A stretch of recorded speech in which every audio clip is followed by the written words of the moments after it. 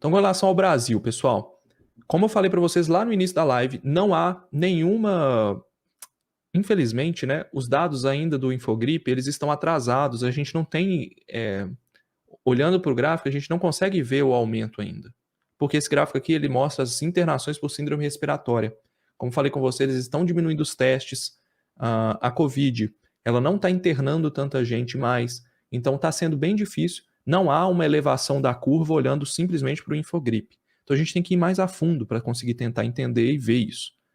Nas faixas etárias, também não há um movimento em nenhuma faixa etária. Todas as faixas etárias estão caindo. Quando você pega as crianças aqui, tem esse movimento, né? Porque as crianças sofrem mais com outros vírus. Quando você pega nos diagnósticos laboratoriais, você vê principalmente crianças aqui, ó, de 0 a 4, teve um surto de vírus sincicial respiratório. Surto de vírus sincicial respiratório, que é essa curva azul, tá? Em 30 a 39, 40 a 49, 18 a 29 e 12 a 17, teve surto de influenza, que é a curva verde. Olhem só como é que isso passou e ninguém percebeu. Passou despercebido. Peraí que eu vou bloquear uma pessoa no chat aqui que é robô. Passou despercebido, entendeu? Então a gente nem viu esse surto de influenza aí, que pode ter aumentado o número de síndrome respiratória, porque a gente estava em período eleitoral, né? Olha só como é que as notícias são. Se vocês pegarem a curva de Covid, que é essa amarela, ela tá lá embaixo. Você não tem evidência de aumento ainda, tá? Muito difícil dizer.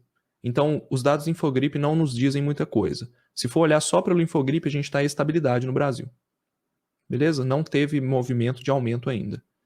Só que quando você olha a nível estadual, você tem alguns estados sim que estão tendo aumento. Estou olhando aqui no longo prazo, o que aconteceu nas últimas 6 semanas? Estado do Amazonas subindo forte, Goiás subindo forte, Piauí, Ceará, que é Pernambuco, não, aqui é Paraíba, Rio de Janeiro, Bahia, subindo mais fraquinho, né? Então esses estados aí, eles estão com um aumento, enquanto São Paulo está estabilizado, Minas Gerais está caindo. Então avaliem sempre o seu estado, tá? Por isso que é muito importante vocês verem o que está acontecendo. Rio de Janeiro eu sei que já fez inflexão de subida, por exemplo, tá? São Paulo está começando a querer subir. Então é muito variável.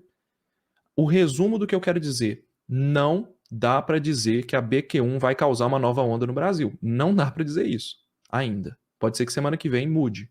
Os dados mudem, tá? Os dados atrasados cheguem, mas não dá ainda. Esqueci de colocar aqui. Beleza? Vamos olhar para essa projeção com muita cautela. De onde que vem essa projeção? A projeção da Universidade de Washington, tá? Instituto de Métricas e Saúde da Universidade de Washington, já aponta aí um aumento de infecções no Brasil. Importantíssimo. O intervalo aqui a incerteza, né? Dizer assim, ela não bate o zero. Então, dá para a gente dizer sim que existe um aumento esperado do número de casos no Brasil, mas de acordo com as projeções do Instituto de Métricas, que provavelmente estão bem erradas, tanto que o intervalo está grande, tá? O intervalo de erro deles está grande, vai ter um aumento de casos sim no Brasil. Só que não vai ser uma nova onda. O que eu chamo de onda, tá? Isso aqui, ó. Esse comportamento. Beleza? Não vai ter esse comportamento de onda, de sobe e desce. Vai ser uma coisa mais lenta, beleza? E existe uma incerteza tão grande que isso já pode estar chegando perto do pico e a gente não está vendo. Por quê? Porque os autotestes não estão detectando essa mudança. Entendeu? Então é normal, pessoal, que vocês estejam vendo parentes e amigos e vocês mesmos pegando Covid agora. Normal. Porque a gente já está chegando perto do pico de acordo com a incerteza. Beleza? Só que não há uma evidência de uma onda bem construída que vai subir rápido e cair rápido. Ok? Vai ter um aumento de casos. Vocês vão ver uma elevação a nível Brasil aí na média de casos. E com relação às mortes, isso aqui me deixa muito tranquilo, porque vejam só, apesar da incerteza chegar muito próximo de zero, eu poderia ter colocado o gráfico dinâmico aqui, mas o que o Instituto de Métricas de Washington está prevendo é que as mortes elas vão subir gradualmente, vão na média, tá? Vocês têm que olhar aquela média móvel e não o número absoluto. O número absoluto pode um dia bater 200, pode um dia bater 100, 150, mas a média vai ficar ali 80, subindo gradualmente para 90, 100, até esse final do ano. Beleza? Então essa é a projeção do Instituto de Métricas de Washington, da Universidade de Washington. O que a gente pode tirar desse dado? Não vai ser uma onda como foi nem a onda de janeiro, de Ômicron, que teve mortes, né? E nem perto do que foi a onda de 2021 lá de Gama, que começou em Manaus e espalhou pelo país. Então, continua a calmaria? Não, não continua a calmaria. Continua uma situação de vigilância, uma situação em que nós vamos aumentar a nossa percepção de risco, de ficar ligado, de usar máscara quando tiver aglomeração, de colocar uma PFF2 se for um ambiente de alto risco, tá? Não precisa diminuir aglomerações de família no Natal, essas coisas. Ainda está cedo para poder dizer o que a gente vai fazer. Tem um mês pela frente para a gente tomar essa decisão ainda.